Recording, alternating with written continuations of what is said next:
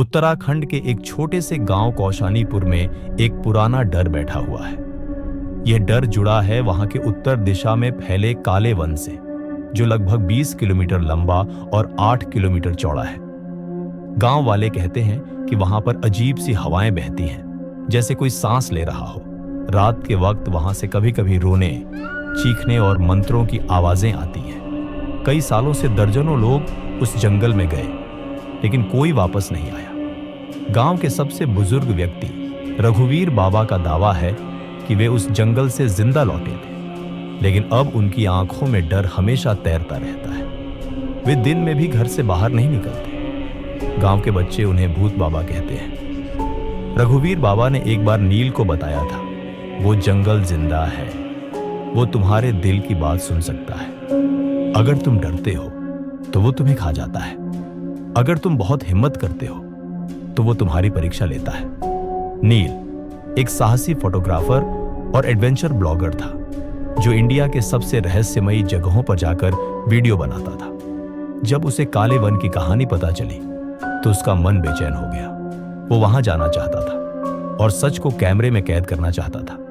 उसकी दोस्त तनीषा, जो लोक कथाओं पर रिसर्च कर रही थी, पहले तो मना करती रही, लेकिन जब उसने खुद कुछ रहस्यमयी दस्तावेज पढ़े तो उसकी सोच बदल गई। एक दिन नील को एक अनाम चिट्ठी मिली।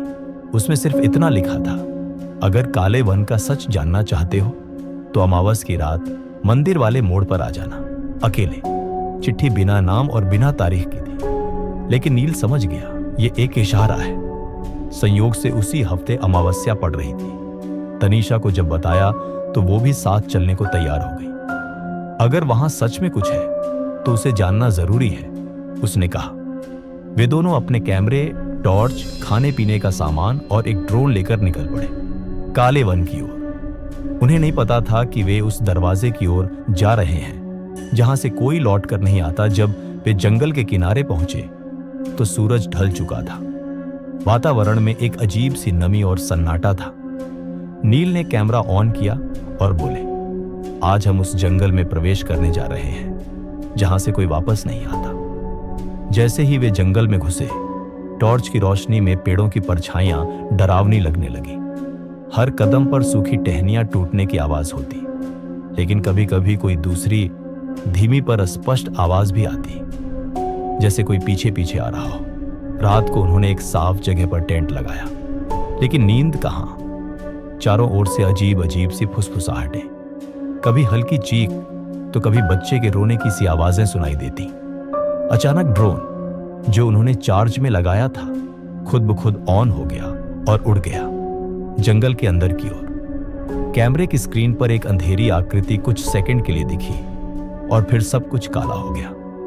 सुबह वे ड्रोन को ढूंढते ढूंढते जंगल के अंदर बहुत दूर निकल गए। जीपीएस बंद हो चुका था, दिशा का कोई पता नहीं। चारों ओर एक जैसे पेड़ और पत्तियों की फड़फड़ाहट। अचानक तनीषा गायब हो गई। नील ने उसे आवाज दी, चिल्लाया, पर कोई जवाब नहीं। एक पुराना मंदिर दिखाई दिया, टूटी मूर्तियां, सूखे खून के धब्बे और दीवारों पर अजीब संकेत। वहां एक पुराने ताम्रपत्र पर कुछ लिखा था, जो यहां आया उसने अपनी आत्मा छोड़ दी, जो वापस गया उसने अपना जीवन। नील को एक झोपड़ी दिखी जहां एक अजीब सी बूढ़ी औरत बैठी थी। उसकी आंखें सफेद, पर बोलने की ताकत थी। वो जंगल देव नहीं, दानव है। वो आत्माएं खाता है, लेकिन कभी कभी एक को छोड़ देता है, संदेश देने के लिए। तनीषा की आवाज सुनाई दी, लेकिन वो इंसानी नहीं लग रही थी। वो अब वो नहीं थी जो पहले थी।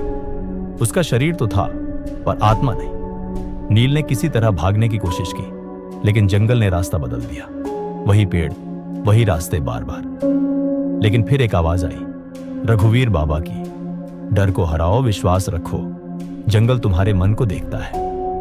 नील ने आंखें बंद की और शुद्ध मन से भगवान का नाम लिया। अचानक एक तेज रोशनी हुई और वो उसी मंदिर के बाहर था जहां से उसने शुरुआत की थी। नील गांव लौट आया, लेकिन बदल चुका था। उसकी आंखें वैसी ही हो गई थीं जैसी रघुवीर बाबा की, डर से भरी और रहस्य से लिपटी।